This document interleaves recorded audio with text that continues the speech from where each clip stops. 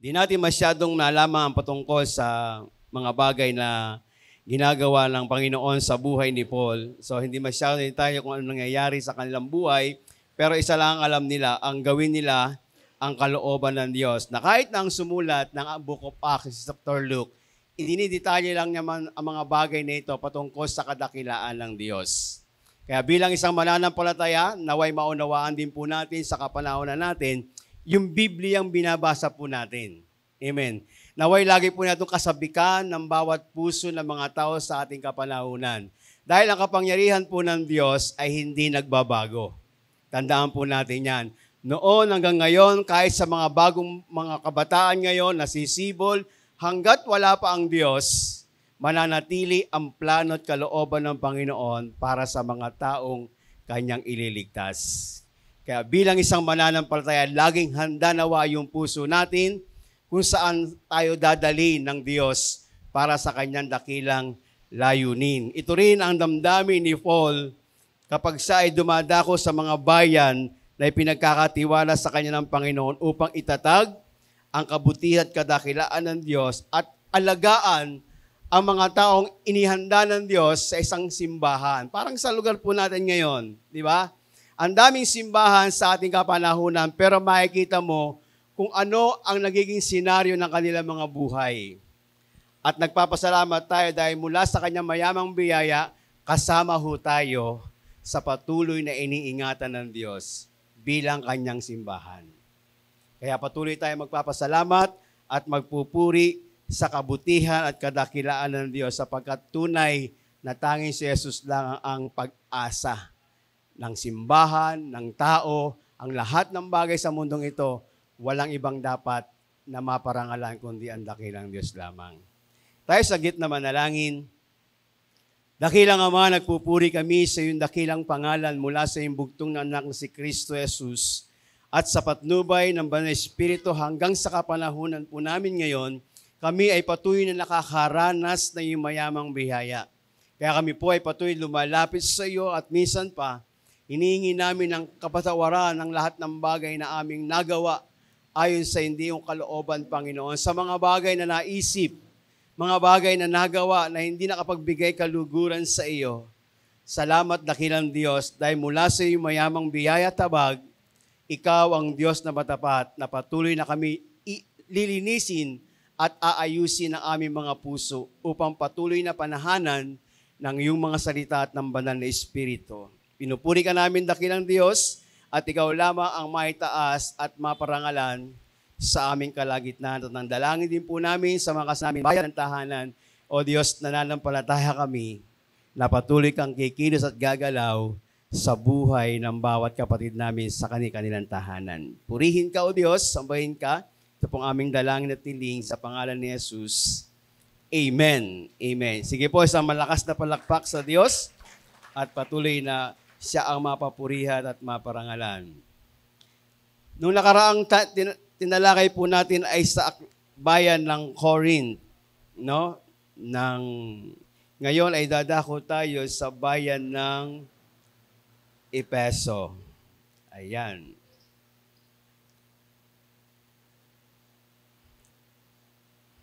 Ito ay isang capital city ng Asia Minor, no?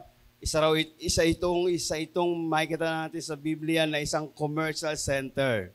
No, dito nakapalo parang isang bayan na punong-puno ng kalakaran sa buhay, no, mga bagay na ikinabubuhay ng mga tao at kapag ka-sentro ka ng isang city, so napakayaman, no, kapag capital city ka, parang sa lugar natin kapag Quezon City, alam natin na ang daming makikita sa lugar natin patungkol sa hanap buhay, sa mga tao na iba't ibang klase ang makikita natin sa isang city. At isa rin sa yung Efeso na papag-aralan po natin ngayon ay isang city na kung saan ito'y sakop, no, ng Asia na nabanggit natin kanina. So dito may mga pag-uusapan tayong mahalagang bagay. Lalo tigit yung mga bagay na hindi pa natin nauunawaan mula sa banal na kasulatan na kahit sino, kapag ka binabasa mo ang Biblia, mas marami kang mauunawaan patungkol sa salita ng Panginoon. Kaya hindi mahalaga yung makikinig ka lang kapag araw ng linggo. Bagamat importante yan sa buhay ng isang Kristyano, pero mas mahalaga pa rin po na talagang mas nauunawaan natin at binabasa natin lagi ang banal na kasulatan ng Panginoon. Amen po ba? Kasi si Paul, nung mag-stay sa Corinth, mag-stay sa Efeso, so medyo matagal ang kanyang pag-stay sa lugar na to sapagkat yung pangako ng Diyos ay dapat may sakatuparan. Amen. At sa kanyang pinuntahan ngayon sa Efeso, ito ay isang lugar na kung saan ay makikita natin na unang makikita natin dito yung mga goddess na mga tawag dito, yung mga idolatry, no? Kasi isa rito sa ipinapakita ng Biblia sa aklat ng Efeso ay yung temple ni Artemis. No? Labasan niyo na po ba yung temple ni Artemis? Kasi mula doon sa Corinth na pinanggalingan ni Paul, dumiretso ulit siya sa Ephesus. Asa ba Ephesus? Hindi ko rin makita. Ayan, andun. Sa gitna. No? Andito siya. Sana ba yun? Ayun, doon sa banda ron. Sa tabi ng Hierapolis, no, sa Laodicea. So, pagkagaya sa Corinth, dumago siya sa bandang Efeso para gawin at tuparin ang nais ng Panginoon. Dito sa Efeso, isa sa makikita natin yung isang temple ni Artemis. Temple ito ng isang Diyos-Diyosan, no? Pakita nga natin yung itsura. Siguro, yung iba nakatanaw na nito patungkol sa, ayan, isa yan sa makikita sa noong panahon sa Efeso, yung ganyang estatwa, no, si Artemis. Artemis. Isa siyang babae, no, na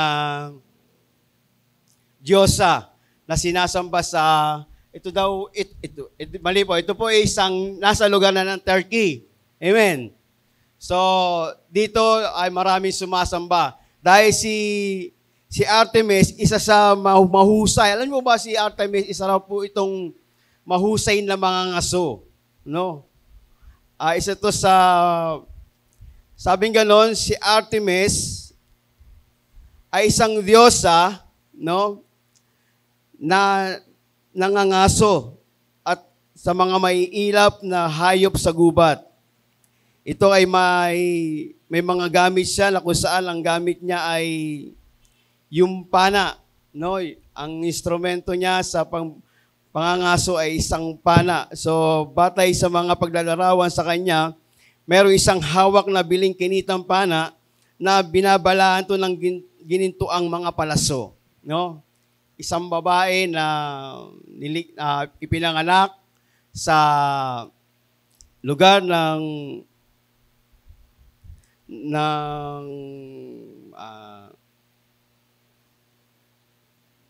Alexander, no? Dito makikita natin na si Artemis ay sinamba ng mga taga-Efeso. Kaya si Paul na mag-stay dito, inabot siya ng 3 taon. Pinakamatagal sa unang city na napuntahan niya. Nakita natin kung paano ito pinagpala ng Diyos. Minsan makikita natin sa ating pong mga buhay, no? Minsan may mga bagay tayong nakakaligtaan sa mga bagay na patungkol sa kalooban ng Panginoon. At madalas nakikita natin yung mga bagay na hindi ayon sa kalooban ng Diyos. Kaya itong si Artemis na to, isang babaeng mangangaso, at meron ito isang kakambal na ang pangalan ay Apollo. At isa rin sa mga tinatawag na Dayan. So, mabilis na kumikilos ang babaeng ito sa isang kanyang gawain. Mahilig siya lagi sa kagubatan at ang paborito niyang hayop ay usa, no, si Artemis. So makikita natin yan. Kaya yan, ginawa siya ng isang rebulto at siya ay sinamba ng buong Asia. Lahat na nakapaligid sa kanya ay sumamba sa kanyang pangalan. At ito ang isang bagay na titingnan po natin papaano siya itinatama, papaano ipinapakita ng Biblia na sa kapanahunan natin ang kalakasan ng isang tao ay hindi nanggagaling sa kanyang sarili, kundi ito'y nanggagaling sa tunay na Diyos. Dahil mula sa talatang 24, basahin po natin, may isang tao dito na naging instrumento ng Diyos mula sa Alexandria. So nabuhay siya, pinanganak siya sa lugar na yon. Ang pangalan niya ay Apollos. No, siguro nabasa niyo na sa Biblia yan mula sa aklat ng Gawa. So basahin natin yung aklat ng Gawa, chapter 18, verse 24. Mag-start tayo sa 24 hanggang chapter 19. So ang sabing ganon, nung time na yon, dumating sa Efeso si Apollos, isang Jew na ipinanganak sa Alexandria. Mahusay siyang magsalita at marami siyang alam tungkol sa scriptures. Naturuan siya tungkol sa daan ng Panginoon at excited siyang nagsasalita at maayos na nagtuturo ng mga bagay patungkol kay Jesus. Pero hanggang sa baptism lang ni John, ang alam niya. Matapang siyang nagsasalita sa synagogue. Narinig siya na mag-asawang sina Priscilla at Aquila. Ito yung binanggit nung nakaraan sa pag-aaral natin, si Priscilla at si Aquila. Kaya sinama siya ng mga ito sa bahay nila at in-explain nila sa kanya. At nung nag-decide si Apollos na pumunta sa Atsaya, pinalakas ng mga kapatid ang loob niya at sumulat sila sa mga disciples ng Atsaya para i-welcome siya. Pagdating niya doon, malaki ang naitulong niya sa mga taong naging disciples. Dahil sa sobrang kabaitan ng Diyos, natalo niya mga Jews sa mga public debates. Ginamit ang matinding mga argument, gamit niya ang scriptures para patunayan na si Jesus o si Jesus ang Christ. Kaya sa una natin pag-aaralan, ang title natin nga pala ay,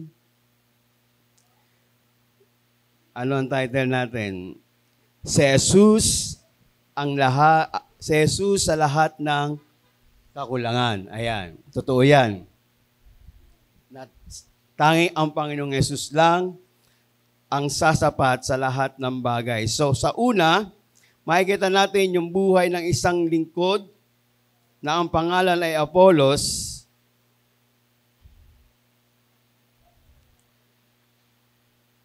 Unang-una natin makikita dyan, kulang ng kalakasan. Napansin niyo po ba si Apollos? Agresibo, no? Talagang may ganitong senaryo sa buhay ng isang Kristiyano eh. Kapag ka bagong born again ka, di ba? Laya ka ng laya, no? Share ka ng share, no? Na kahit hindi maayos, share ka ng share. Para maibahagi mo lang ang mabuting balita. Kahit hindi mo pa lubos na naunawaan, pero pilit mong ginagawa yung mga bagay na gusto ng Diyos. No? Sinishare mo, nabasa mo sa Biblia, nakita mo sa pagtuturo ng isang lingkod ng Diyos, isinishare ng isang Kristiyano. Si Apollos, isa ito sa mga lingkod ni John the Baptist. Amen. At ang aral ni John the Baptist, ito yung mga aral na natutunan ni Apollos. At alam natin, kapag ka sinabing galing ka sa Alexandria, ito yung isang lugar na kung saan parang i-visualize lang natin para ito isang Ateneo, no, Mapua, matalino yung mga tao, no? Katulad ni Apollo, isang tao na matalino, hasa sa pag-aaral. At sa pag-aaral niya, ang natutunan niya ay ang patungkol sa pagbabautismo ni John the Baptist. At sinabi ng scriptures, si Apollos ay patuloy na naghahayag patungkol sa daan ng Panginoon. At ang kanyang itinuturo ay tama naman patungkol sa pangalan ng Panginoong Yesus. Ang isa lang sa hindi niya nababanggit sa pagkanyang pangangaral ay yung mga bagay na kung saan higit na mahalaga sa buhay ng tao. Ano po yun? Yung ginawa ng Diyos o ng Panginoong Yesus sa krus ng Kalbaryo. Yung pagkabuhay na muli ng Panginoon at yung pagbabalik uli ng Diyos ang hindi nabanggit ni Apollos. Pero tama naman ang kanyang ginagawa. Kaya bilang isang mananampalataya ng Diyos, dapat handa po tayo na patuloy na ibahagi ang mabuting balita ng ayon sa kalooban ng Diyos. Kaya nung kanyang pangangaral sa synagogue, naroon ang dalawang lingkod ng Diyos. Naroon yung dalawang kapatid natin sa pananampalataya. Si Priscilla at si Aquila. Si Priscilla at Aquila ay nakasama ni Paul sa isang gawain. At sila ay naging katuwang ni Paul para ipahayag ang mabuting balita sa kanilang pinupuntahan. At isa sa makikita natin sa buhay ni Priscilla at ni Aquila, sila yung mga taong yung puso, hindi nagkakaroon ng mas, kumbaga kapag ka narinig mo, yung isang pangangaral ng isang kapatid, ay hindi mo agad siya i-reject. Kundi isa talagang itatama at isasaayos batay dun sa sinasabi ng mga nakasulatan. Bilang mananampalataya, di ba, sa panahon natin, dapat meron din tayong ganong puso na may mga taong nais maghayag ng mabuting balita, ngunit nahihirapang ipahayag kung paano ito i-deliver o isasangguni o ipapaliwanag ng maayos sa taong gustong makakarinig nito. Kaya bilang isang mananampalataya, dapat handa po tayo doon sa ganong kalagayan para ituwid. Kaya ang ginawa ni Priscilla at ni Aquila, dinala sa bahay, di ba, sa kwento, dinala sa bahay si Apollos. Kasi ang itinuturo lang ni Apollos hanggang sa baptism lang ni John the Baptist. So yung turo ni John the Baptist ay yung magsisi sa kasalanan at tumalikod. No? At maraming ganyan sa panahon natin. Hanggang doon lang ang katuruan ng mga bagay na tatanggap ng ibang tao. Pero yung pinakamahalaga, hindi na ituturo ng mga lingkod ng iglesia o ng grupo patungkol sa kadakilaan at kabutihan ng Diyos. Kaya nung may paliwanag ni Priscilla, ni Aquila, yung mga bagay patungkol sa Panginoon, nagbalik si Apollos sa pangangaral at nakita natin ang sabi doon, naging matibay at matatag ang paggamit ni Apollos patungkol sa kadakilaan at kabutihan ng Diyos. So nadagdagan ang kanyang kaalaman patungkol sa pangangaral at pagbabahagi ng salita ng Panginoon. Bilang isang mananampalataya sa kapanahunan natin, paano madadagdagan ang karunungan natin patungkol sa salita ng Diyos? Alam niyo po, maganda po ang ginagawa ng Diyos ngayon sa panahon po natin.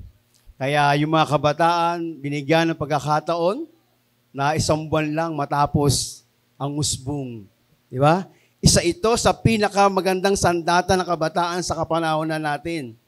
Kasi paglabas nila, maunawaan nila ano yung kanilang buhay sa harapan ng Diyos. At papaano sila magagamit ng Diyos para sa ibang kabataan. Papaano kung hindi nila naituro na isang lingkod ng Diyos sa iglesia ang ganitong kauturuan, mananatili ang kanilang kaisipan patungkol sa walang kaalaman patungkol sa salita ng Panginoon. Amen. Kaya magpasalamat tayo sa Diyos kasi sa kapanahunan natin, inaabot natin yung mga lingkod ng Diyos na ipinapahayag ang mabuting balita, itinatama. Kasi totoo po yun eh. Maraming katuroang dinaanan na maraming tao ngayon pero malayo doon sa sinasabi ng Biblia. Kaya maraming tao, tingnan niyo po, ligaw ang buhay patungkol sa Diyos. Kaya walang paglilingkod sa Panginoon ang maraming tao sa panahon ngayon. Pero salamat sa Diyos dahil sa kapanahunan natin, sa lugar po nating ito, tinuturuan tayo mula doon sa kapangyarihan ng Espiritu ng Diyos at sa salita ng Diyos kung paano ito ibabahagi ng ayon sa kalooban ng Panginoon. Kaya si Apollos, nung maunawaan niya yung pinapaliwanag ni Priscilla sa kanya at saka ni Aquila, talagang nagbalik siya sa kanyang pangangaral. Talagang, na-revive siya, nadagdagan ng karunungan ang kanyang kaisipan. Bakit po? Si Jesus ang higit na kalakasan ng ating pong pananampalataya. Wala doon sa mga bagay na itinuturo ng mga ibang tao Kapag ka ang Diyos na si Kristo ay wala, doon sa sinasabi sa Biblia, mapanganib po iyon. Isa yun sa nakakangamba sa buhay ng isang tao. Kaya bilang isang mananampalataya, handa ho tayo doon sa mga bagay na ginagawa po ng Panginoon. So yun ang ginawa ni Priscilla at ni Aquila, no, sa buhay ni Apollos. So hindi sa pinabayaan at hindi siya ni-reject, no? Siguro sa isang kalagayan, kung iba ang nakarinig na mga ganong klaseng katuruan, malamang ay hindi na siya pinapasok sa loob ng synagogue. Pero dahil ang plano ng Diyos, ang dapat na maganap, nagkaroon ng 2 taong mababang puso para ipahayag ang mabuting balita at itama ang pangangaral ng isang tao. Kasi alam natin na si Apollos ay disipulo ni John the Baptist at hanggang doon lang ang kanyang natutunan. Mula doon sa katuruan, no, nagkaroon ng tamang pananaw ang kaisipan ni Apollos, kaya si Apollos ay naging katuwang sa ubasan ng Diyos. Amen. So, nawaga ito rin na maging puso ng mga mananampalataya ngayon sa ating kapanahunan. Itinatama ng salita ng Diyos ang ating mga buhay para maging instrumento tayo, maging kabahagi tayo sa ubasan ng Diyos. Amen. Hindi ito isang bagay para lumawak lang ang ating kaalaman, kundi mas lalo nating maintindihan yung dakilang panawagan ng Diyos. Kasi maraming Christian ngayon talagang o hindi Christian, ibang grupo, diba? Nangangaral sila. Makikita natin na talagang ang layo sa mga bagay na natutunan natin mula sa Biblia. Kaya ipanalangin natin naway mas lalong maunawaan ng ating mga puso ang salita ng Panginoon. At isa sa naging katuwangan ni Paul, si Apollos, makikita natin yan sa aklat ng Unang Korinto, no? Sa chapter 16 verse 12, mababasa po natin yan, talatang yan, na si Apollos mula nung maliwanagan, maunawaan yung mga bagay na itinuro sa kanya ni Priscilla Aquila, nakasunod siya ng tama sa Diyos. Kaya bilang isang mananampalataya, tingnan natin lagi yung mga bagay na sinasabi ng mga lingkod ng Panginoon. No? Kaya napakahalaga itinuturo sa atin na tayo ay laging nagbabasa ng Biblia. So, yan ang buhay ng isang lingkod ng Diyos. Hingila ko lang konting pasensya kasi medyo bago lang ako sa ganitong tulak-tulak. Amen, yan. So, isa rin sa makikita natin, yung pag-improve ni Apollos, no? Sa kanyang pananampalataya. Kasi po, kapag ka naidoktrina na itama yung relasyon mo sa Diyos, alam niyo po yun, yung puso mo laging uhaw sa salita ng Panginoon. Yung puso mo laging uhaw kung saan nais na mayroong mga taong makakilala sa Panginoon. Si Apollos ganito, nung maitama yung kanyang pananaw patungkol sa paghahayag ng mabuting balita, totoong tama naman ang kanya ipinapangarap. Kaya mas dadagdagan. Kaya dapat nadadagdagan din yung kaalaman natin sa salita ng Panginoon. Andyan ang inyong mga life group leader. Andyan sila pastora na magtuturo, na magbibigay sa atin ng karagdagang kaalaman mula sa biyaya at kaalaman ng Diyos para mas maunawaan natin yung kahalagaan ng buhay. Amen. So, balik tayo. Si Apollos, binabanggit ng aklat ng Titus sa chapter 3 verse 13, kasama niya rito sa ubasan ng Panginoon na isang lawyer. No, biruin mo si Apollos.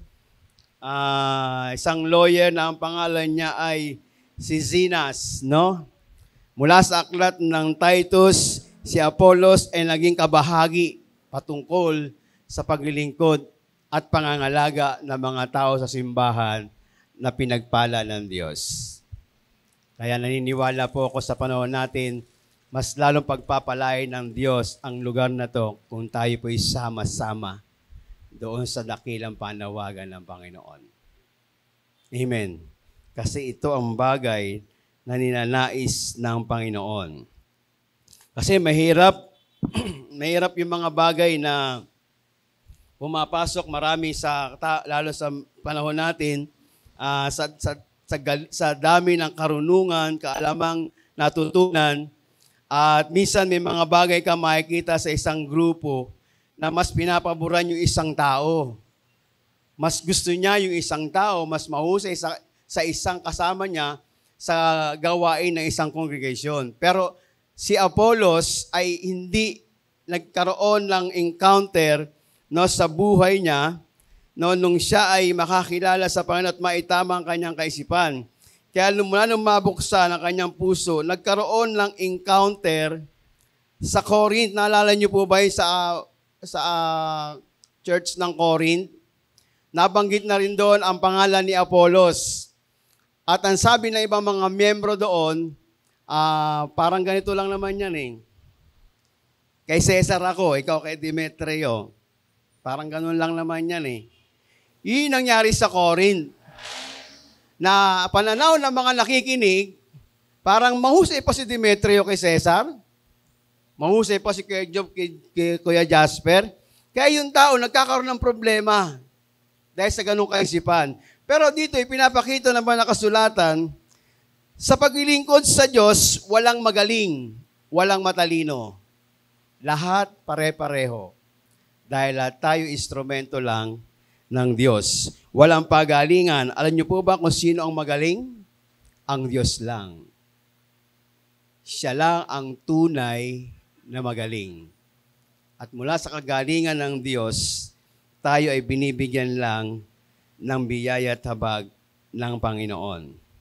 Kaya mula doon sa mga bagay na na-encounter, mula doon sa church ng Corinth, nagkaroon ng mga bagay ang puso ng mga tao doon na parang dahil nga si Apollos ay galing sa napakagandang lugar, no? Galing sa Ateneo. Tapos yung isang kasama niya galing lang sa Lagro. No, parang di ba? Pero yung panawagan, halos pareho lang. Diyos lang din na may akda ng lahat ng bagay. Kaya minsan may mga tao, ito yung isang bagay na ipanalangin natin sa ating mga puso. May mga tao na dinidesign nila na dito na lang ako. Hindi ako dito. Ito yung karanasan ng Church Corinth sa buhay nila Paul. Kaya nagsigawan sila. Kaya si Paul, nung marinig niya at maranasan niya mga bagay na ito, hindi siya nagkaroon ng sama ng loob kay Apollos. Bagkos, tunay na kapatid ang kanyang pagtanggap sa taong si Apollos. Kaya bilang isang mananampalataya sa kapanahonan natin, tandaan po natin, lahat po tayo'y biyaya at kaligtasan lamang ng Diyos. Kaya marapat lang na ang bawat isa ay mahalin natin. Amen. Huwag nating aawayin. Tingnan mo yung katabi mo. Huwag mong awayin yan. Kapatid mo sa Diyos yan. Amen. Kung hindi ka niya mailibre sa'yo, antayin mo, baka dumating ang araw, mailibre ka naman. Di ba? So, ganun magkakapatid sa Panginoon. Nagtutulungan. Dahil sa isang dakilang panawagan ng Panginoon. Walang pagalingan, walang pahusayan sa paglilingkod sa Diyos. Ang mahalaga, iisa ang tumawag para maging kabahagi ng gawain ng Panginoon. Kaya si Apollos, nung manatili sa kanyang puso at maunawaan ang patungkol sa salita ng Panginoon, yung pagkabuhay na magmuli ng Diyos at pagkapako sa krus, ang kanyang natutunan mula kay Priscilla at kay Aquila, siya ngayon ay punong-puno na ng kalakasan mula sa Panginoon. Mas lalo naging matatag si Apollos sa pangangaral. Kaya saan man siya ipadala ni Paul, wala na siyang reklamo. Kasi naunawaan niya na siya ay kabahagi sa biyaya at ubasan ng dakilang Diyos. Kaya bilang mga mananampalataya, walang ibang kalakasan ang dapat nating maranasan kundi ang kalakasan ng Panginoon. Kaya tayo patuloy na magiging kumpleto kung si Jesus ang kalakasan mo sa iyong buhay. Kaya sabi mo sa katabi mo, si Jesus lang ang kalakasan mo. Kung ikaw ay nanghihina, si Jesus ang iyong kalakasan. Kaya magpapatuloy sa paglilingkod sa Diyos dahil nakatuon ang puso't isipan sa Panginoon. Pangalawa, ano yung ikalawa nating pag-uusapan? Kulang sa karunungan. Sinong kulang sa karunungan? Siguro lahat naman.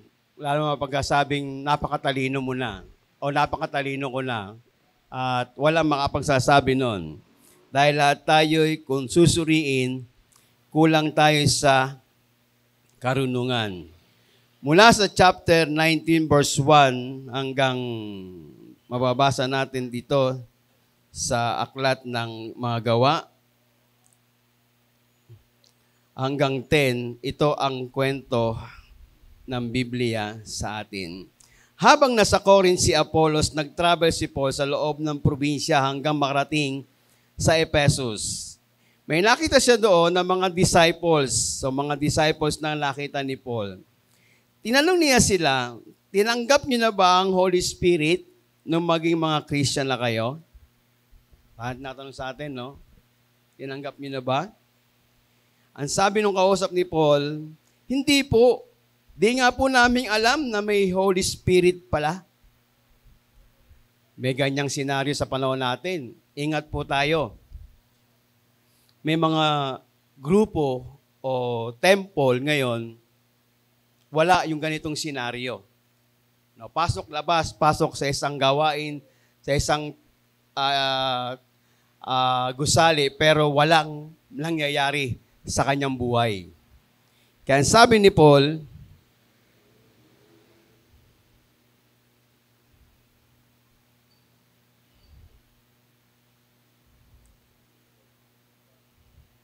di nga po namin alam na may Holy Spirit pala. Sagot nila. Tinanong sila ni Paul, anong baptism ang tinanggap ninyo kung ganun? Ang baptism ni John, sagot nila. Sinabi ni Paul, para sa mga nagsisi at tumalikod sa kasalanan, ang baptism ni John. Sinabi niya sa mga taga-Israel na manalig at dadating sa kasunod niya, si Jesus yun. Nung marinig nila ito, nagpabaptize sila sa pangalan ng Panginoong Jesus. Pinatong ni Paul ang mga kamay niya sa kanila at bumaba sa kanila ang Holy Spirit. Tapos nagsalita sila ng iba't ibang wika o iba't ibang language at pinreach ang mensahe ng Diyos. Nasa 12 na tao silang lahat. Sa loob ng 3 buwan, pumasok si Paul sa sinagogue at matapang siyang nakipag-usap sa mga tao, i-convince sila tungkol sa kaharian ng Diyos. Pero may ilan sa kanila, matigas ang ulo. Ayaw maniwala. Siniraan nila ang daan ng Panginoon sa harap ng mga tao, iniwan sila ni Paul at isinama niya ang mga disciples. Araw-araw sila nagdi-discuss sa hall ng Tyrannus. Tumagal ito sa loob ng 2 taon o 2 years, kaya nakarinig ng salita ng Panginoon ang lahat ng tao sa Asia. Ayan. Dito, makikita natin naman ang isang kwento o senaryo sa 12 disciples ni John. No? Ito'y mga kasamahan din ni Apollos, mga nakarinig din ng katuruan patungkol sa baptism ni John the Baptist. Kaya nung ma-encounter nila si Paul ay full gospel. No? Makikita mo sa kanya na hindi siya isang lingkod ng sinasabi na katulad ng kay John the Baptist lang. Kundi si Paul ay nakadisenyo doon sa tunay na kahulugan ng Biblia. No? Mula nung makilala ni Paul ang Panginoong Yesus, mas naunawaan niya na talagang napakahalaga sa buhay ng tao na mayroong banal na Espiritu ng Diyos. At hindi lang, ang sabi ng iba, kapag ka ikaw raw ay mapupuspos ng banal na Espiritu ng Diyos, kailangan ka muna raw makapagsalita ng iba't ibang wika. So kung lahat tayo, hindi nagsasalita ng iba't ibang wika dito, abay parang matatakot ka kasi hindi ka pa pala puspos ng Espiritu ng Diyos. Amen po ba? So ang sinasabi ni Paul, sa pagkakataong ito, ang totoong Kristiyano na nakakilala sa Diyos, dinidescribe sa kanya yung buhay niya sa aklat ng Romans 8:9-16. Kung meron kayong gustong maunawaan at matutunan, kasi ilan sa mga bagay na hindi naunawaan ng marami, lalo't patungkol sa ganitong senaryo, yung pagbibigkas ng mga heaven language, no? Na iba sa mga tinuturo kapag ka ikaw ay hindi napuspos o di nakapag-speaking tongues, ikaw ay hindi Christian o ikaw ay hindi lingkod ng Panginoon. Pero ito nga po isang bagay na naganap noong kapanahunan nila Pedro. Yung patungkol sa salita ng ibang wika patungkol sa kalangitan. At maunawaan natin ito kapag ka binabasa natin lagi ang mabuting balita. Mahalaga ang Espiritu sa buhay ng istao. Mahalaga yon, yung banal na Espiritu. Kaya nga, ang tao, kapag tumanggap kay Jesus, tandaan natin, no? Ang tao nagsuko ng buhay at tumanggap kay Jesus, automatic na sa kanyang banal na Espiritu ng Panginoon. Bakit? Nagsisi siya sa kanyang kasalanan. Tinanggap niya si Jesus bilang Panginoon at sariling tagapagligtas niya. Ang banal na Espiritu ng Diyos ay patuloy na gagabay sa kanya. Kaya makikita natin mula sa Biblia ang katuruan patungkol sa ganyang senaryo. Si Kristo na tinatanggap ng isang tao, ito yung kaparaanan para mabuhay na merong kasamang banal na Espiritu. Hindi yung kailangan lahat tayo patungan ng isang pastor o isang lingkod ng Panginoon, isa-isahin ang isang miyembro ng church. At kapag hindi nagsalita na ibang wika, parang ano lang, no? Dito ka muna. Wala kang speaking tongues eh. Dito ka muna.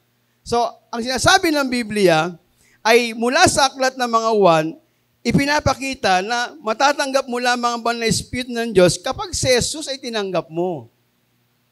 Amen po ba? Kasi nasasabi ng aklat ng unang 1, na ang isang taong nakakilala kay Kristo, sigurado tayo may banal na Espiritu ka, kahit hindi ka magsalita ng ibang wika. Kasi yun naman sinasabi ng Biblia, regalo. Pero dito sa pinag-uusapan po natin, napakahalaga, yung higit na mahalaga sa buhay nating si Jesus. No? Kaya, maging ang aklat ng Efeso, kasi maraming, na-experience nyo ba yun?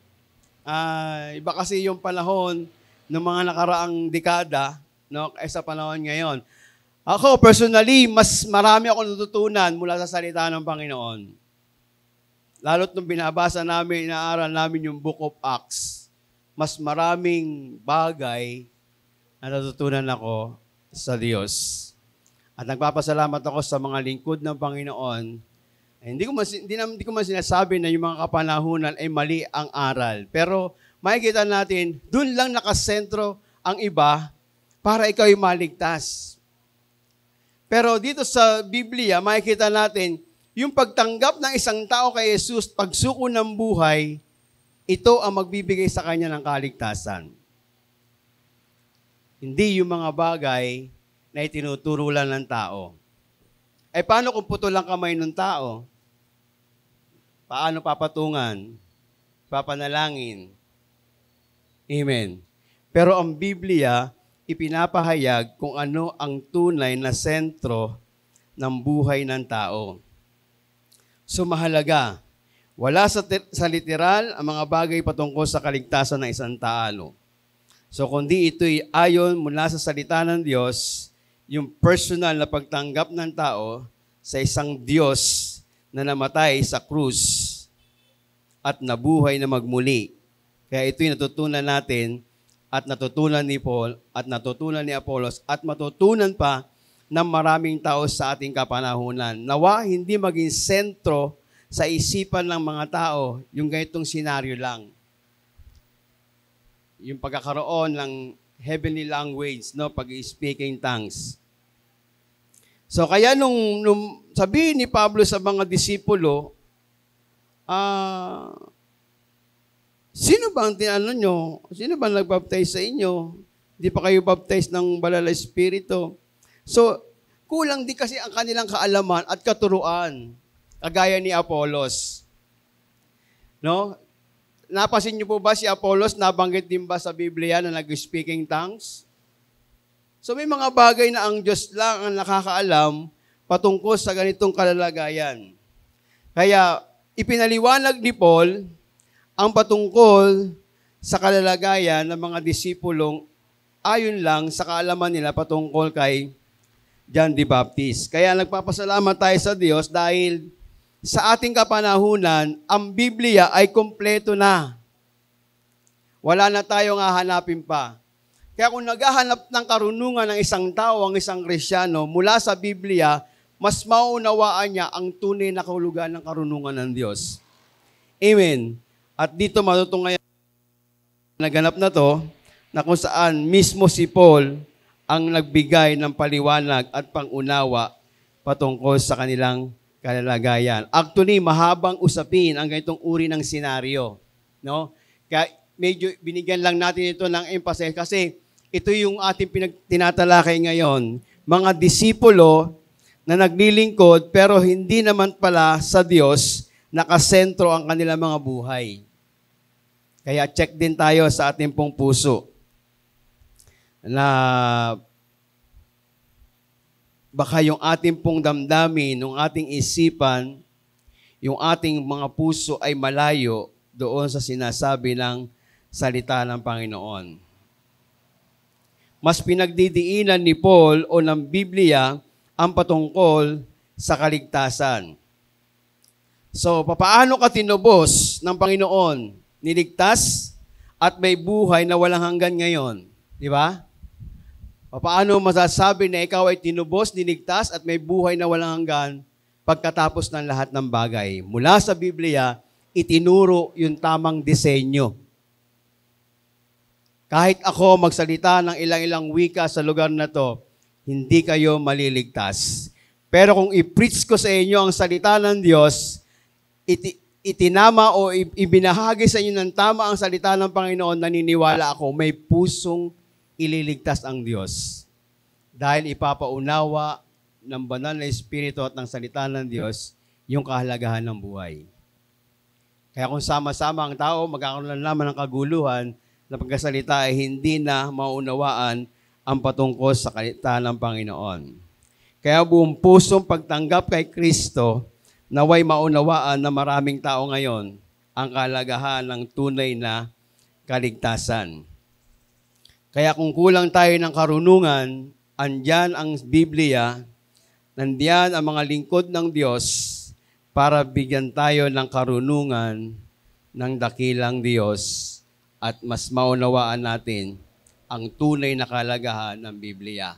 Hindi kailangan pagtalunan yung mga bagay na naranasan natin sa ating kapanahunan. Bagkus, mas maunawaan nating mabuti yung sinasabi ng Biblia patungkol sa kaligtasan. Dahil bakit po? Subukan nyo po yung ganong senaryo. Punta kayo sa bahay ninyo. Magkasalita kayo doon na hindi nila maintindihan. Ano kaya sabihin nila? Yan bang church na pinuntahan mo? Pampagana ba ng kaisipan niya o pampaloko ng kaisipan? Di ba? Pero magbahagi ka ng salita ng Diyos sa tahanan ninyo, sa magulang at anak ninyo, manampalataya ka. Pagtalikod mo, ang salita ng Diyos, nangusap sa puso ng tao yan, pag yan ay nawala sa mundo, ligtas yan. Dahil salita ng Diyos ang ibinahagi sa kanyang puso. Kaya, mas lalo natin maunawa at maintindihan kung patuloy tayong dudulog at magpapakumbaba sa harapan ng Panginoon para magkaroon ng sapat na karunungan. Kahit yun yung mga disipulo, na-encounter ni Paul. Sabi niya, disipulo, tapos wala silang pagkakaalam sa banal na Espiritu ng Panginoon. Bakit po? Hindi nila tinanggap ng personal ang Panginoong Yesus. Kaya nung ilid sila ni Paul sa ganung kalagayan, naunawaan nila na tunay na mahalaga ang may tunay na relasyon sa Panginoon. At si Kristo ang higit na kailangan ng mga tao, lalo't sa panahon po natin. Kaya nawa, handa tayo bilang mananampalataya na ibahagi ang mabuting balita kay Kristo. So,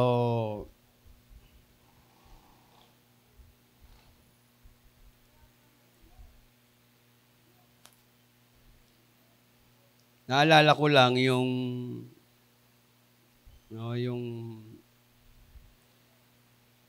mga nagdaang panahon. So, ganun din ang naging senaryo.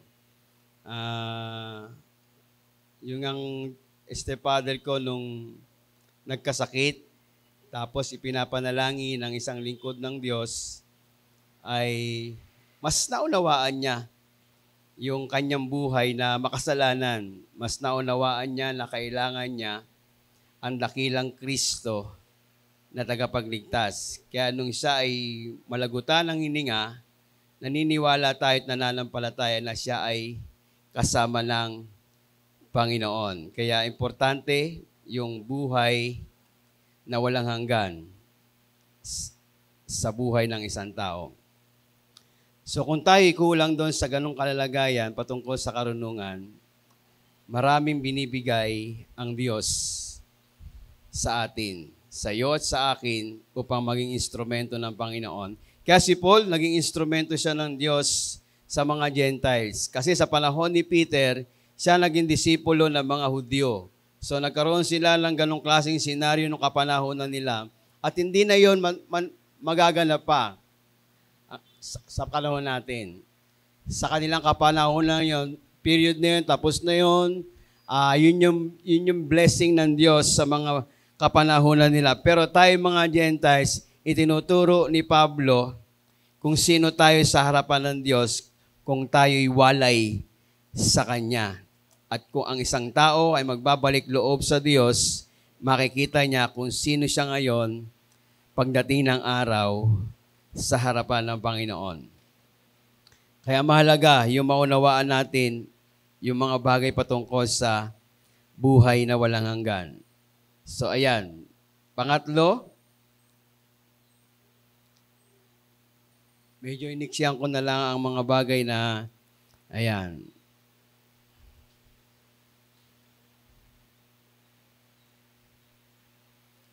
So isa yon sa hindi binigyan diin ni Paul na pagtuturo patungkol sa ibang wika. Mas binigyan niya na importansya. Puspos tayo naman na Espiritu ng Panginoon dahil tayo ay kumilala at tumanggap kay Jesus.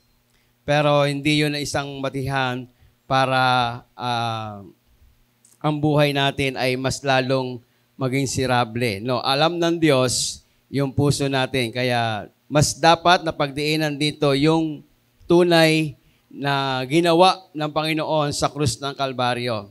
Mas tunay na bigyan ng kahulugan yung bakit napako ang Panginoon sa krus, bakit namatay ang Panginoon sa krus, at bakit siya inabuhay na magmuli. Ito yung baptism na sinasabi ni Paul sa buhay ng isang tao, tigis sa ating kapanahunan. Number 3, kulang sa kapangyarihan o kulang ng kapangyarihan. So dito naman mula sa verse 11 ng chapter 19 ng Book of Acts, dito makikita naman natin ang kwento patungkol sa mga taong kulang sa kapangyarihan. Ayan. Tuloy natin. Ginamit ng Diyos si Paul para gumawa ng mga pambihirang himala. Kahit mga panyo o damit na galing sa kanya, kapag dinala iyon sa mga may sakit, gumagaling sila. Wow, purihin ng Diyos. Tapos, pati mga masamang espiritu lumalayas dahil doon. Sinubukan ng ilang Jews na gamitin ang pangalan ng Panginoong Yesus para pagalingin ang mga sinasapian ng mga masamang espiritu. Sinabi nila, pinapalayas kita sa pangalan ni Jesus na pinipreach ni Paul. Ginawa ito ng 7 anak ni Sceva, yung Jewish high priest, pero sinagot sila ng masamang espiritu. Kilala ko si Jesus, kilala ko rin si Paul, pero sino ba kayo? Tapos sinunggaban sila nung lalaking sinasapian, tinalo silang lahat at sobrang sinaktan. Kaya lumabas sila sa bahay, nahubad at sugatan. Nabalitaan ito ng lahat ng Jews at Gentiles na nakatira sa Ephesus. Natakot silang lahat at pinuri nila ang pangalan ng Panginoong Hesus. Marami sa mga naging disciples ang dumating at umamin sa mga ginawa nilang masama. Marami na nagpa-practice ng witchcraft o pangkukulam ang nagdadala ng mga libro nila para sunugin in public. Noong kwentahin, umabot sa 50,000 silver coins ang halaga ng mga libro. Kaya mas lumawak pa ang naging kapangyarihan ng salita ng Panginoon. So dito makikita naman po natin yung isang bagay na paggamit ng kapangyarihan ng pangalan ng Panginoong Hesus. Sino na naka-experience nagpalayas ng demonyo? May nangyari mo ba sa inyo yan? Pinag-pray mo yung isang tao, tapos kinast out mo yung demon sa buhay ng taong yon, at ano nangyari sa taong iyong pinanalangin? Minsan may experience din ako, pinalangin ko isang tao, may sakit, pagkatapos ng 2 araw, namatay. Alam niyo yun? Pinag-pray mo sa Panginoon, tapos pagkatapos, namatay. So, siyempre, kalooban na ng Panginoon yung nangyari sa kanyang buhay. Pero dito, sa buhay ni Paul, may mga tao kasi na parang gaya-gaya lang ba? Alam niyo yon? Kapag ka nakakita ng isang bagay na pinanalangin, tapos gumaling, madalas ang isipan ng tao nakapokus sa ganong kalagayan. Pero ang katotohanan, malayo ang kanyang puso doon sa tunay na relasyon sa Diyos. Alam niyo yon?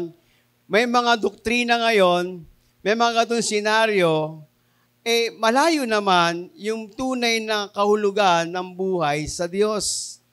Kaya yung tao nalilito, no? Hindi alam paano. Minsan may makikita ka mga taong bubulong-bulong diyan, akala mo sila yung may kapangyarihan na nakapagpagaling, no? Kasi itong kwentong ito makikita natin, no? Sinubukan. Siguro nakita ni Paul yung mga 12 disciples pinanalangin o sa mga ibang lugar na nakita nila na ipinanalangin nila ni Paul ang isang tao na inaalian ng masamang espiritu at gumaling at ginaya ng 12 tao na anak ng high priest ng Jews. Kaya lang ang mali sa kanilang paggamit, napansin nyo? Ang sabing gano'n sa isang tao, pinapalayas kita sa pangalan ni Jesus na pinipreach ni Paul. So may ganun bang sinabi sa isang Christian kapag nananalangin? Di ba kapag nanalangin isang Kristiyano sa pangalan ni Jesus? Diba? Kasi totoong may relasyon yung taong iyon. Pero kung gamitin mo ang isang bagay na salitang sa pangalan ni Jesus na pinapangaral ni Demetrio, wala kang relasyon sa Diyos. Ginaya mo lang. May maling pananaw patungkol sa ganong kalagayan. Kaya nung makita ito, nagalit tuloy ang demonyo sa kanila. Sinugaban sila at sinaktan at pinagbubugbog.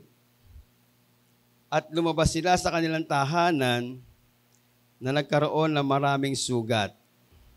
So, ang kapangyarihan ng Diyos, tandaan po natin, kahit saang lugar ay hindi kayang limitahan. Kahit ikaw ay naririto, at kapag may pinapanalangin ka sa Diyos, at ikaw ay may tunay na relasyon, may malalim na pagkakilala sa Panginoon, anuman ang ipanalangin mo sa iyong mahal sa buhay sa malayong lugar, tutugunin ng Panginoon. Kaya minsan may mga tao, di ba, walang masyadong relasyon sa Diyos. Ang tingin nila sa Diyos, nasa taas, nasa dingding, no? Bahala rin nasa taas. Alam naman nila kung ano yung gagawin ko. Tama naman yung iisipin ko. Pero makikita mo sa kanyang pananalita, malayo ang kanyang relasyon sa Diyos.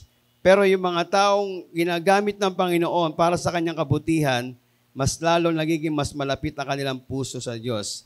Lalo tilit alam ng Diyos ang kanyang ginagawa, no? Para mapapurihan, maparangalan ang kanyang pangalan. Ito'y dinisenyo para ipakita yung kabutihan ng Diyos sa lugar nila.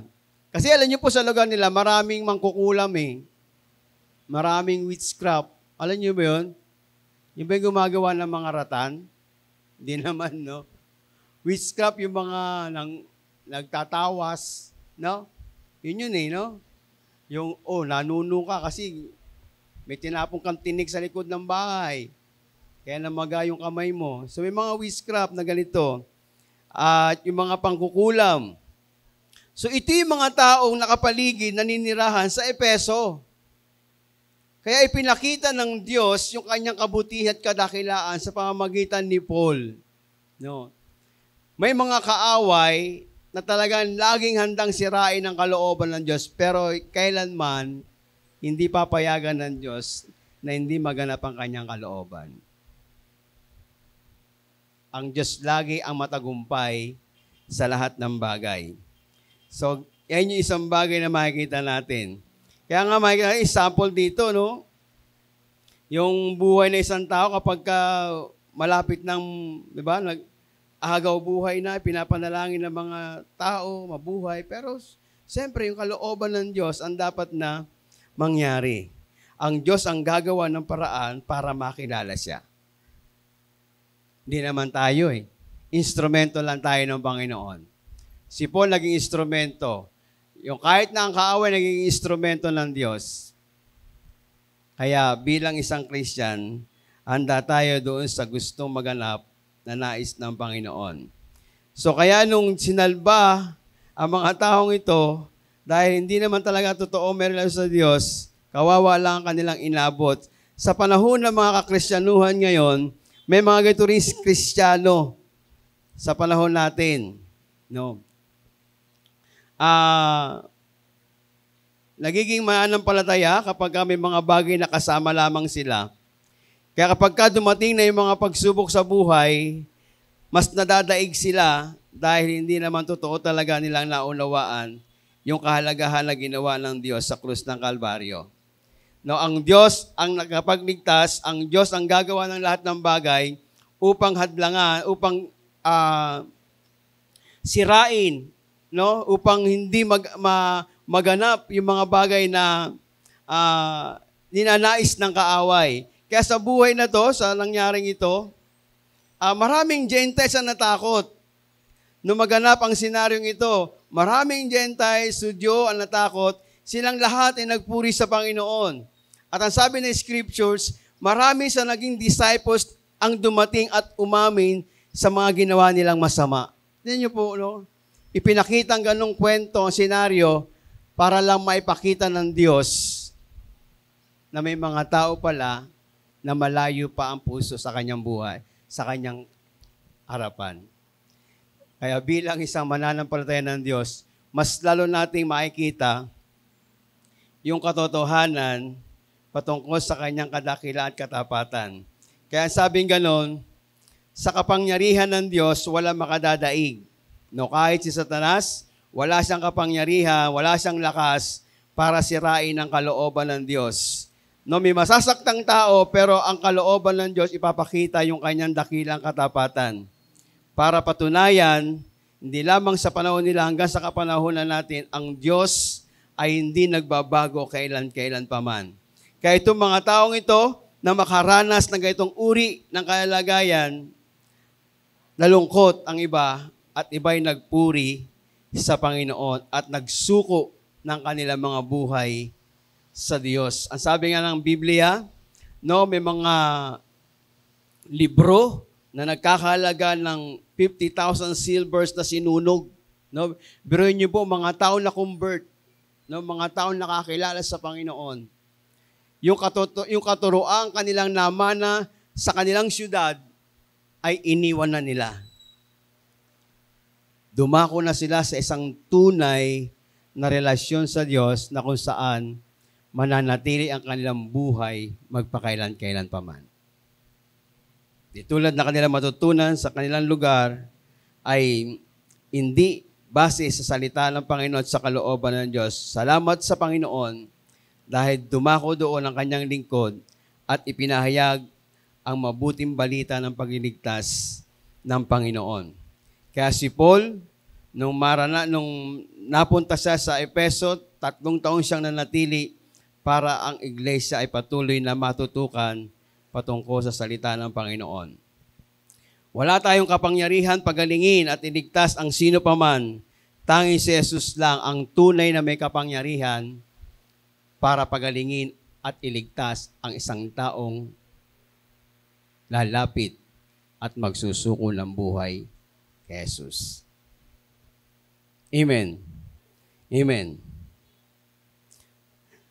Hallelujah. So, makikita natin sa mga himala, kahit sa panahon nila Moses, nila Elisha, ni Elijah, at sa panahon ng Panginoong Yesus at ng mga disipulo, may mga bagay silang ginawang himala na hindi naman talaga nagbigay ng pagliligtas. Himala kung saan ay ipinapakita ang kabutihan at kapangyarihan ng Diyos. Napansin niyo yung ginawa ni Moses? Yung pinagawa sa kanya ng Panginoon mga himala, ipinakilala lang ng Diyos ang kanyang sarili kung sino siyang Diyos na makapangyarihan. At walang pwedeng tumapat o tumumba sa kanyang kadakilaan dahil gaya ng ating inawit, bago pa likhain ang mundo, Diyos na siya. Kaya ano ba ang kabigatang nararanasan mo? Ano ba ang mga bagay na gusto mong himala na maganap sa buhay ng bawat isa sa atin? Mas masarap ang tunay na himala kung ang buhay natin ay direktang nakadikit sa biyaya at tabag ni Jesus. Amen. Isa iyon sa pinakamagandang pagpapala sa buhay ng isang tao, lalo't tigit sa ating kapanahunan. Maraming tao ang mahanap ng himala. At kapag ka nakakita ng himala, lahat sila nandoon. Pero makikita mo ang kanilang buhay, malayong malayo sa sinasabi ng Biblia. Malayong malayo ang kanilang puso doon sa isang tunay na Diyos na may hawak ng kanilang buhay. Kaya sa loob ng 100 taon, nangyari ang mga bagay na ito, no? Ay yung mga milagrong ito na naitala sa Biblia, ito'y paraan. Kaya ang Panginoong Hesus, kapag gumawa ng himala, makikita natin ang 3 bagay. Una, ipinapakita niya ang kanyang awa at biyaya, ang kanilang kagalingan. So tandaan po natin yan. Kapag gumagawa ang Diyos ng himala sa buhay mo, ipinaparanas lang ng Diyos sa iyo, sa akin, ang kanyang biyaya, ang kanilang kagalingan. So Diyos ang may akda ng mga bagay na ito. Ang Panginoon Hesus kapag gumawa ng himala. Pangalawa, ang Panginoong Hesus kapag gumagawa ng himala para ituro ang mahalagang katuroang espiritual. No? Yung spiritual truth, makikita natin yan mula sa Biblia. Di ba? Itinuturo ng salita ng Diyos o ng Panginoong Hesus yung kahalagahan kapag gumagawa siya ng himala. Hindi ka masesentro doon lamang sa taong naging instrumento ng Panginoon, kundi masesentro yung puso na isang tao sa isang Diyos na nagbigay sa kanya ng kagalingan ng himala ng Panginoon. So isa yun, sa pangalawa yun na makikita natin. Ang Panginoong Hesus kapag gumawa ng himala, makikita natin ang mga bagay na ito. Ikatlo, para ipakilala ang kanyang sarili bilang Christ. Ganun din ang ginawa ng mga apostol. At para ipakilala sila ng mga apostol na si Jesus ang Kristo. Kaya sa Book of Mark, chapter 16, verse 20, ipinipreach ang mabuting balita, no? Ipinapahayag yung mga buting salita ng Diyos ng kaligtasan. At mula sa aklat din ng Roma, sabing ganon, at dahil dito, totally na i-preach ni Paul ang mabuting balita para sa mga Gentiles. At matyaga sila talaga na patuloy na itinuturo ang salita ng Panginoon. At bilang mga Kristiyano, bilang mga lingkod ng Diyos, naway maituro natin yung tama sa buhay ng mga lalaki at babae sa ating kapanahunan. Ang patungkol sa salita ng Panginoon. Makikita po natin yan sa aklat ng Hebreo chapter 2 verse 1 hanggang 4. Papaano itinuturo sa mga kalalaki at kababaihan ang kadakila at kabutihan ng ating Panginoon. At minsan makikita natin ito sa aklat ng Lucas, di ba? Isang namatay at gustong makakilala ang kanyang mga mahal sa buhay. Alala niyo po yon? Yung isang mayaman na namatay, na sabi niya buhayin siya, parang sinasabi niya maghimala sa buhay ko para makaranggap ng kaligtasan ng mga mahal ko sa buhay. Maniwala. Pero ang sabi ni Ama Abraham, napakagandang sagot ng mga Abraham, nasa kanila na ang mabuting balita ng salita ng Panginoon. Amen. Kaya yung mabuting balita ang hawak ninyo, yung nasa puso ninyo, ipahayag nyo po yan. Dahil maraming tao, ligaw ang buhay, maraming tao, kapahamakan ang kanilang nilalakaran. Huwag nating hayaan na may isang tao pa magsalita na bakit hindi mo malang ibinahagi sa akin ang mabuting balitang natanggap mo. Nawa ngayon pa lang, mas matutunan natin at tumingi tayo ng karunungan sa Diyos sa kapangyarihan na pinagkakaloob ng Panginoon. Kaya kilalang-kilala ng Panginoong Yesus ang lahat ng tao. No, mula sa aklat ng John, nakikita ng Panginoon, kahit sa atin sa lugar na to, lahat tayo kilalang-kilala ng Diyos. Baka yung katabi mo, hindi pa lubos kilala, pero yan, kilalang-kilala ng Diyos yan. Kung bakit yan nandyan ngayon, kung bakit ka nariyan ngayon, kung bakit tayo narito ngayon, dahil ang Diyos ang may gawa ng lahat ng ito. Mahal na mahal tayo ng Panginoon at ayaw niya tayong maligaw sa mga bagay patungkol sa mga makamundong bagay. Kaya iyan ang makikita natin sa aklat ng John, chapter 2, verse 23 hanggang 25. Yung himala ay isa lang yan sa nakakabit sa salita ng Panginoon. May mga himala na pwede maganap kahit sa kapanahunan natin. Pero hindi isa naging sentro ng kaligtasan ng isang tao. So, instrumento lang siya ng Panginoon para mas makita ng tao o natin ang kadakila at kapangyarihan ng Panginoon. Pero hindi ito magiging basihan para doon lang pumokos ang ating isipan at ang puso natin ay malayo doon sa nais ng Panginoon. Kaya pinapakita ni Paul ang kapangyarihan ng Diyos kahit sa mga kampo ni Satanas, no? Tandaan natin, sa tuwing may ginagamit ang Diyos para ibahagi ang katotohanan, meron ding ipinapadala ang kaaway. Alam niyo yon? Ay, kanina nga lang, muntik na eh. Buti na lang, kaya si Kuya Denzel. No? Akala ko, muntik na naman, madoble si Kuya Denzel na mag-speech. So, may mga ganung bagay. Kapag ang gusto ng Diyos, ay minsan ito'y sinasawata ng kaaway. Pero tandaan po natin, hindi niya kayang sawatahin ang kalooban ng Diyos. Kung ang pamilya mo matagal na hanggang ngayon, pakiramdam mo parang hindi pa nakakilala sa Panginoon, nakakilala na yan sa Diyos. Nahihiya lang yan na sumama sa iyo. Pero subukan mong ipanalangin. Patuloy mo siyang idulog sa Diyos. Isang araw sabihin sa iyo, bakit tulog ka pa linggo ngayon? Magte-church tayo. Alam niyo po, ang kadakilaan ng Diyos, minsan din maunawaan ng maraming tao. Inip na inip ang tao. Pero ang Diyos, kahit si Satan, ay hindi niya pwedeng adlangan yung plano at kalooban ng Panginoon. Kasi isa ito sa pinapakita ng Scriptures, di ba? Naalala niyo yun, nagtanim ang Diyos na mabuting bini, di ba? Nagtanim din ng kaaway. Kaya huwag kang matakot. Kakampi mo ang Diyos. Sabi mo, huwag kang matakot. Kakampi mo ang Diyos. Amen. So, isa yan sa dapat nating maunawaan at patuloy na may pamuhay, mailagay sa puso natin na ang Diyos, na kahit sino, kahit na ang kaaway, hindi niya pwedeng hadlangan ang kapangyarihan ng dakilang Diyos. Kaya kung kulang tayo ng kapangyarihan, sino ang higit natin kailangan? Si Jesus. Bakit po? Tingnan niyo po na sa sarili natin.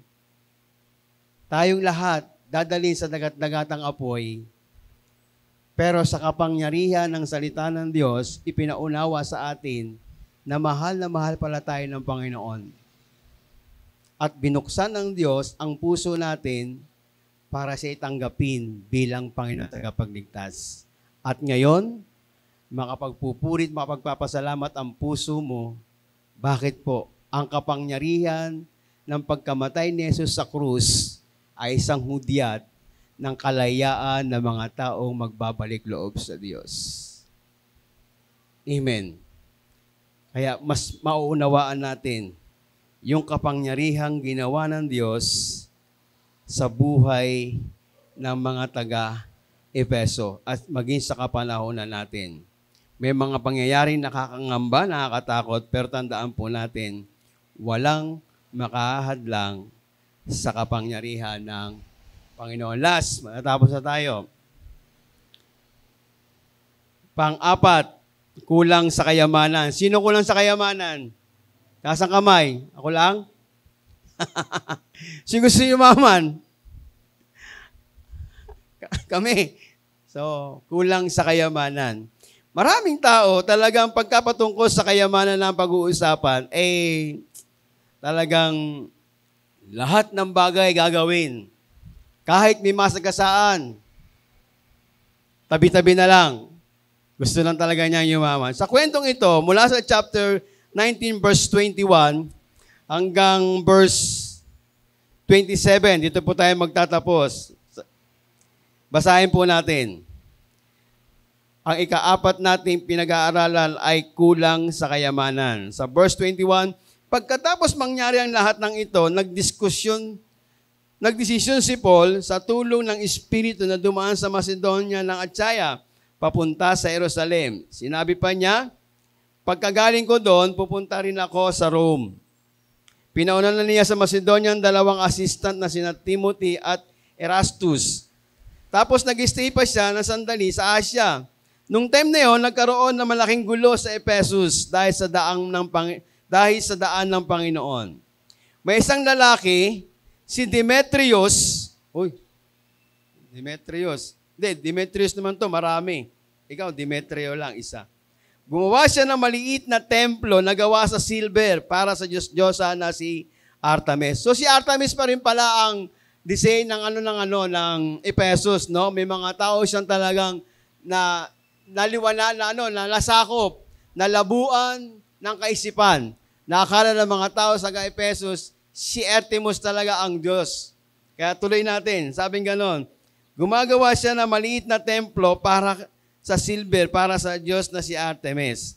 Malaki ang kinikita ng mga tauhan niya, kaya ginadal niya ang mga tauhan niya, pati yung ibang gayon din ang trabaho. Sinabi niya, mga kasama, alam nyo naman na sa business na ito, nanggagaling ang yaman natin.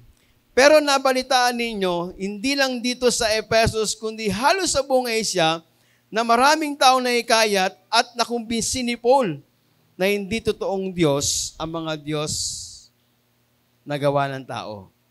Delikado. Baka masira ang business natin. Saka baka mabastos din at mabaliwala pati ang templo o ang temple ng dakilang Diyos na si Artemis. Siya ang sinasamba ng buong Asia at sa buong mundo. Nung manig nila ito, nagalit sila at sumigaw, dakila si Artemis. Sa mga taga-Epesos, nagkagulo ang buong city. Nagtakbuhan ng mga tao papunta sa plaza, kinaladkad nila si Gaius at si Aristarchus, mga taga-Macedonia na kasama sa mga lakad ni Paul. Gustong kausapin ni Paul yung mga tao pero pinigilan siya ng mga disciple. Kinausap pati yung mga opisyal sa Asia at kaibigan ni Paul na huwag na siya magpakita sa plaza. Ang gulo-gulo ng mga tao at iba-ibang sinisigaw nila. Marami sa kanila ni hindi nga nila alam kung bakit sila nandun. May isang lalaki doon na si Alexander, akala ng iba'y may kinalaman siya sa mga nangyayari. Siya kasi ang pinapaharap ng mga Jews sa mga tao. Sumenya si Alexander sa mga tao at tumahimik para magpaliwanag siya. Pero nung mapansin ng mga tao na Diyos siya, 2 oras silang sumigaw ng sabay-sabay. Dakila si Artemis ng mga taga-Epeso. Pero finally, tumahimik ang mga tao sa tulong ng isang opisyal ng bayan. Sinabi niya, mga taga-Epeso, sino bang hindi nakakaalam na ang Ephesus ay pinili para mamahala sa templo ni Artemis at ng banal na bato na nahulog galing sa langit? Hindi ito pwedeng i-deny ng kahit sino, kaya kumalma lang kayo. At huwag padalos-dalos. Dinala ninyo ang mga taong ito dito kahit wala silang ninakaw sa temple. Hindi rin sila nagsalita ng masama laban sa Diyos natin. Kung may reklamo sina Demetrios at mga kasama niya laban sa kahit sino, may mga authorities tayo na bukas ang korte, doon dapat dalhin ang mga reklamo nila. Pero kung may iba pa kayong gustong pag-usapan, dapat isettle iyan sa legal na paraan sa harap ng City Council. Delikado tayo ngayon kasi baka sabihin na nag-riot tayo dito, lalo na wala tayong matibay na malinaw na dahilan ng kaguluhang ito. Pagkasabi niya nito, pinauwi na niya ang mga tao. Pinauwi na ang mga tao. So makita natin, no?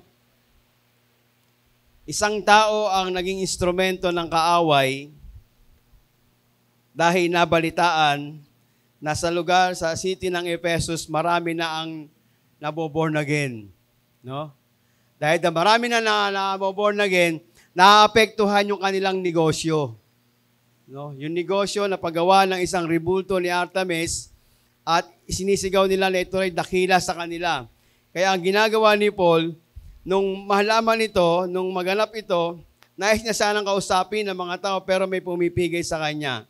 No, habang nakikita natin yung kaguluhan sa Efeso na to, alam niyo po ba na 3 bagay lang naman ang ipinaglalaban ni Artemis? Pera, adultery, at yung trabaho. Alam niyo? So, paano mo i-disenyo ito sa iyong kapanahunan ngayon bilang isang Kristiyano? Paano mo ipaglalaban sa iyong puso, sa iyong buhay, na si Kristo ang tunay na yaman ng iyong buhay? Kaya bang hadlangan ito?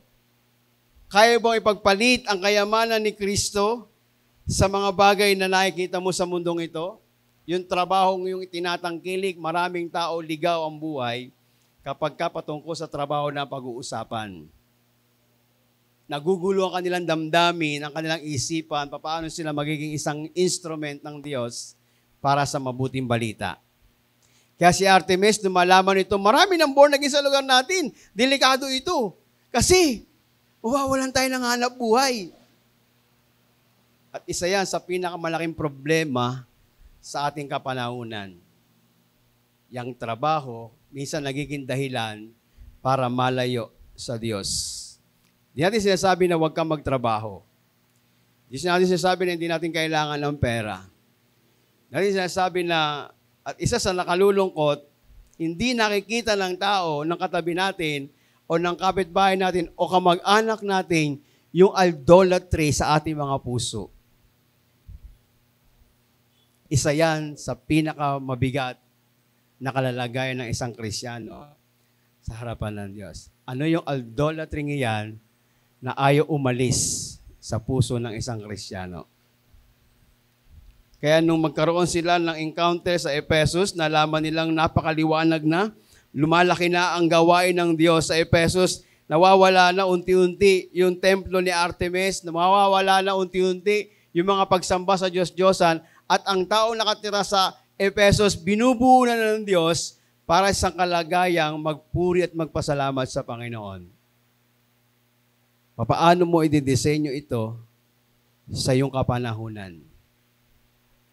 Paano mo ipaglalaban ito sa iyong kapanahunan bilang isang mananampalataya ng Diyos? Mananatili ba tayong sarado sa pananaw, lalo't kung higit na kailangan natin ang pananalapi? Minsan sinasakripisyo ng ibang mananampalataya ang kanilang hanap buhay makarating lang sa isang kalalagayang mapapurihi at maparangalan ng Panginoon. Napakasarap ng ganitong senaryo sa buhay ng isang tao. Hindi pinagpapaliban ang pagsamba at pagkapasalamat sa Diyos. Eto, naapektuhan lang ang kanilang negosyo. Naapektuhan ang kanilang talent. Ginulo na ang buong barangay. Ginulo na ang buong city. Dahil nangangamba sila, mabibilang sila sa pag-aalis ng Diyos sa lugar ng mga taga-Efeso at ipinapalit ng Diyos mga pusong handang magpuri at sumamba sa Diyos. Ngayon, bilang isang Kristiyano, ano ang iyong ipaglalaban sa kapanahonan ito? Tayo tumayo saglit. Bilang mananampalataya, bilang tinubos ng Diyos, ipinakita sa atin ang 4 na senaryo sa kwento ng Ephesus. May mga taong marurunong, may mga taong gumagamit ng kapangyarihan, hindi alam kung paano ito tatapusin. May mga taong nakatuon lamang sa mga bagay na patungkol sa himala, at may mga bagay, may mga taong nakatuon sa hanap buhay, sa kayamanan, sa karunungan, at itinatago ito sa harapan na maraming tao. Pero sa harapan ng Diyos, hindi ito maikukubli. Lalo tigit, kapatid, kung meron pang idolatry dyan sa isipan, sa buhay natin, ito na ang pagkakataon para mas lalo natin maranasan ang kapangyarihan, ang kalakasan, ang karunungan